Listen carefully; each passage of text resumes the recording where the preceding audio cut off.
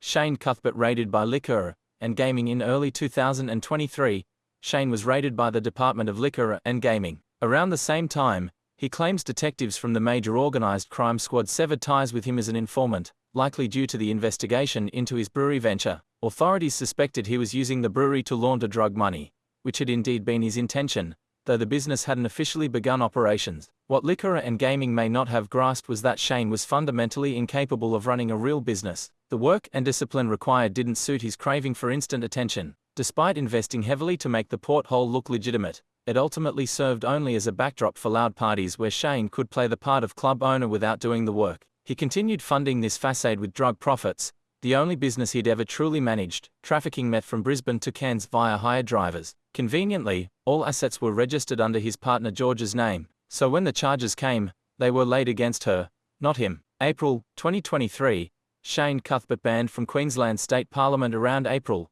Shane received notice from Curtis Pitt, Speaker of the Queensland Parliament, that he was banned from attending due to his behaviour. It's likely this was prompted by a police leak revealing Shane's role as a registered informant with the major organised crime squad, effectively confirming his involvement in serious criminal activity. Because informants are legally protected from having their identities disclosed, the government couldn't openly admit that this was the reason for the ban. Shane exploited this silence to craft a false narrative. He portrayed himself as a political dissident being silenced, rallying supporters, including former MP Rob Pyne, into protesting his exclusion. By controlling the narrative, Shane positioned himself as the victim of political discrimination rather than a suspected organised crime figure. May 2023, the recorded conversations in late April and early May.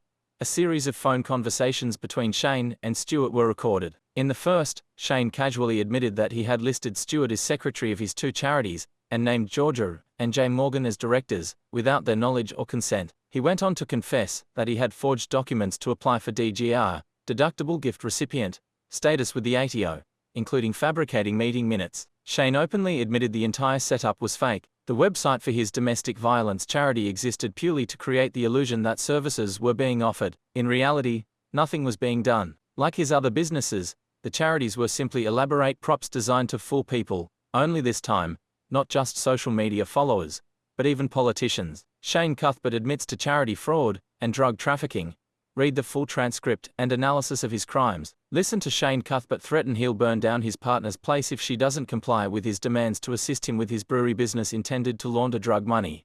Read the full transcript and analysis of his crimes. Listen to Shane Cuthbert brag about collecting dirt on magistrates and judges to corrupt the judicial process and pervert the course of justice. Read the full transcript and analysis of his crimes. Listen to Shane Cuthbert brag about terrorizing his animal-loving neighbor, who lives across the road, by placing dead cats on his front doorstep. Read the full transcript and analysis of his crimes. Listen to Shane Cuthbert brag about plans to manipulate and blackmail Parliament to become the ultimate controller of Queensland. Read the full transcript and analysis of his crimes. Listen to Shane Cuthbert say that everyone is too scared of him to speak up about his domestic violence history. Read the full transcript and analysis of his crimes. Listen to Shane Cuthbert talk about being banned from Queensland Parliament because he's a registered police informant whilst exploring how to exploit the fact that they can't reveal this about him. Listen to Shane Cuthbert talk about trying to obtain the 2016 ACCA footage and testing the boundaries of the current ADVO, which prohibits him from publishing pictures of adverse comments about Berenger Rose. In a separate conversation,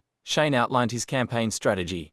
If elected, he'd announced that he was donating his parliamentary salary to his own charity. This, he explained, would allow him to hire a full-time social media manager and videographer to nominate him for awards and build his public profile.